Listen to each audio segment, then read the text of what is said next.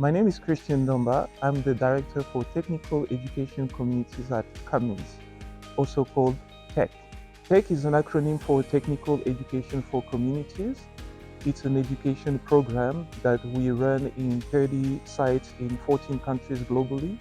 And the main purpose is to help prepare the technical workforce for the jobs of tomorrow. For the past 2 days, we've been doing a launch that is an initiative between Cummins South Africa and Valsbeck College that is going to be delivering the tech program for our students here at Khayelitsha campus.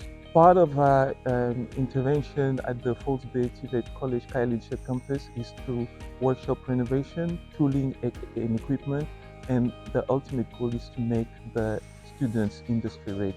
This 2-day launch celebration gave us the opportunity to engage with national and international stakeholders. Through the investment received from Cummins Tech, we have now launched our new diesel mechanic workshop.